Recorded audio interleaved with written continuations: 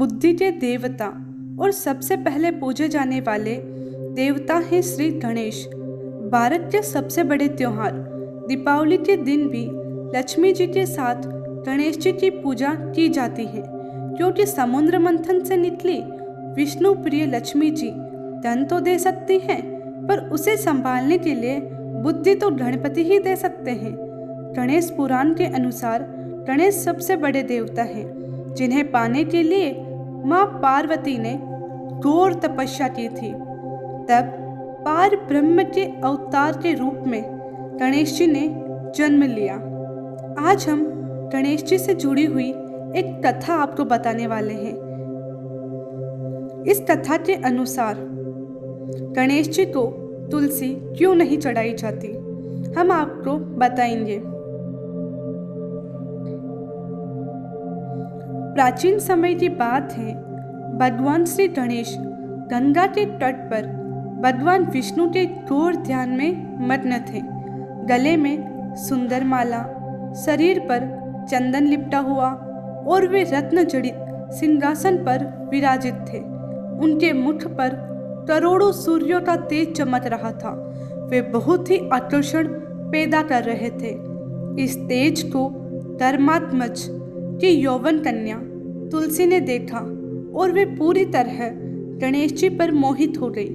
तुलसी स्वयं भी भगवान विष्णु की परम भक्त थी। उन्हें लगा कि यह मोहित करने वाला दर्शन हरि की इच्छा से ही हुआ है। उसने गणेश से विवाह करने की इच्छा प्रकट करी।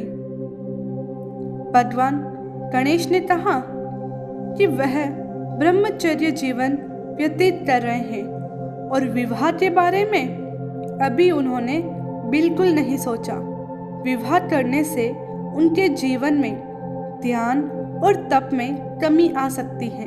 इस तरह सीधे सीधे शब्दों में गणेश जी ने तुलसी के विवाह प्रस्ताव को ठुकरा दिया। धर्मपुत्री तुलसी यह सहन नहीं कर सकी और उन्होंने क्रोध में आकर उमापुत्र गजानंद को श्राप दे दिया कि उनकी शादी तो जरूर होगी, और वो भी उनकी इच्छा के बिना। ऐसे वचन सुनकर गणेश जी कहाँ चुप बैठने वाले थे। उन्होंने भी श्राप के बदले तुलसी जी को श्राप दे दिया। उन्होंने तुलसी जी को श्राप दिया कि तुलसी जी का विवाह एक दैत्य से होगा। यह सुनकर तुलसी जी को अत्यंत दुख और पश्चाताप हुआ। उन्होंने गणेश जी से क्षमा मांगी। भगवान गणेश तो दया के सागर हैं। वे अपना श्राप तो वापस ना ले सके, पर तुलसी जी को एक महिमापूर्ण वरदान दे दिया। गजानंद ने तुलसी जी को वरदान दिया कि दैत्य के साथ विवाह होने के बाद भी तुम विष्णु की अति प्रिय रहोगी और एक पवित्र पौधे के रूप में पूजी जाओगी। तुम्हारे पत्ते विष्णु के पूजन को पूर्ण करेंगे। चरना अमृत में तुम हमेशा उनके साथ रहोगी। मरने वाला यदि अंतिम समय में तुम्हारे पत्ते मुंह में डाल लेगा तो उसे वैकुंठ लोक प्राप्त होगा। बाद में वही तुलसी वृंदा बनी और दैत्य शंखचूड़ से उसका विवाह हुआ। भगवान विष्णु ने वृंदा पतिव्रता धर्म खत्म करने के लिए शिवजी के हाथों से शंखचूड़ की हत्या करवा दी।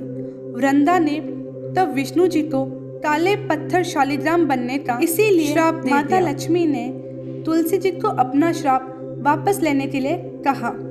माता लक्ष्मी की बात मान वृंदा ने अपना श्राप वापस ले लिया और खुद अपने पति शंखचूड़ के शव के साथ सती हो गई। भगवान विष्णु की इच्छा के अनुसार और उनके प्रायश्चित करते हुए खुद के एक रूप को पत्थर का बनाया और उसे शालिग्राम नाम दिया। साथ ही कहा, आज से मैं तुलसी के बिना प्रसाद ग्रहण नहीं करूंगा। इसीलिए जहाँ एक ओर तुलसी जी भगवान विष्णु की अति प्रिय है, वहीं दूसरी ओर तुलसी जी को गणेश जी की पूजा के दौरान उनसे दूर रखा जाता है। गणेश चतुर्थी पूजा विधि या संकट चतुर्थी पर जब भी एक दंत की पूजा करें तो हमेशा तुलसी जी को उनसे दूर ही रखा जाता है। तो आज की हमारी यह पौराणिक कथा यही समाप्त होती है।